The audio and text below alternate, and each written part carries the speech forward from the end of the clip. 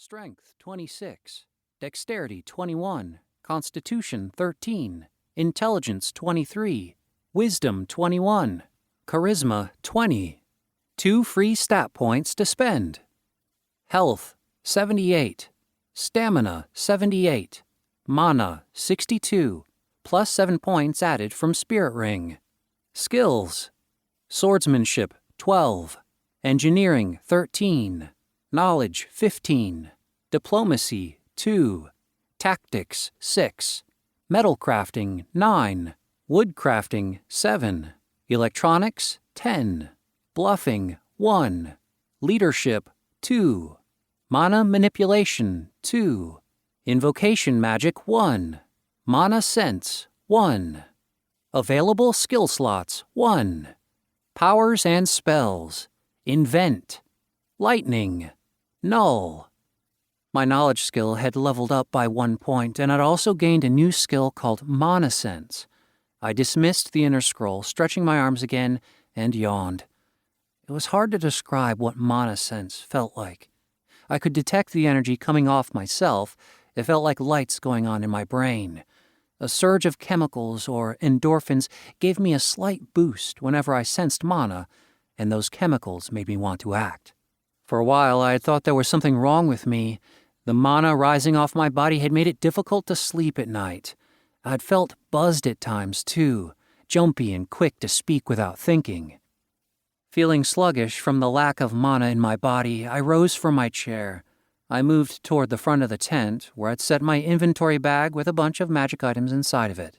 A day or two ago, I'd discovered that I'd inadvertently brought it with me from Cortal when I found it stuffed inside the cabinet with all my tools and supplies. As I picked up the bag, I felt the mana rising off it. I also felt the mana from the sort of light inside it, along with everything else. The energy gave me a slight boost, making me more alert. I carried the inventory bag back to the folding table with the horn. As I carefully laid the broken horn inside the bag, I recalled another time my mana sense had activated. 2 days ago, the Reapers had attacked. I called them Reapers instead of Wraiths, since that was the Earth term for them. I'd felt the overwhelming magic energy from their group before the alarm had gone off in camp. I hadn't understood what was happening then. I'd been confused until I made my way to their group and saw the size of their forces. Mana emanated from them, like smoke from a bonfire. Unfortunately, I knew relatively little about mana sense. One of the books Harkin left behind had talked about it, but not in detail.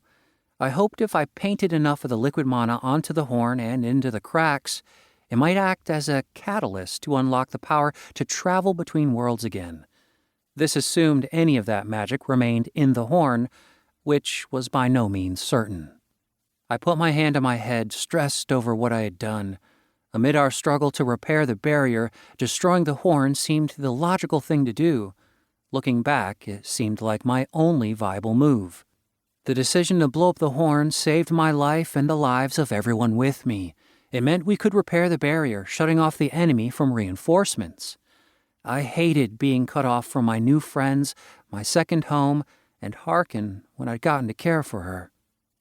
I shuffled across the tent toward my mini-fridge, still thinking of all the people I'd left back in Cortal.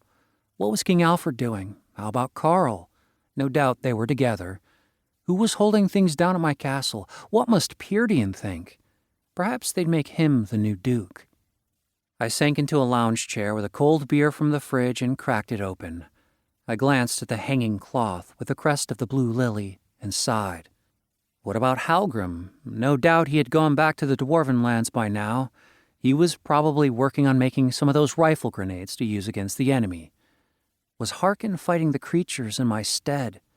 I got a sinking feeling in my chest as I thought of her all alone out there. She wouldn't be totally alone. Laurel would help where she could, and so would Otto, Adam, Rand, and other soldiers. I was keenly aware that they didn't have the Sword of Light. I sipped my beer. The sword was with me. It had been instrumental in holding the Reapers off. My friends no longer had that advantage. I frowned as I thought of what the effect of me being trapped here might have on Cortal. I didn't want to remember the refugees, but I kept seeing a haggard Harkin, a tired King Alfred.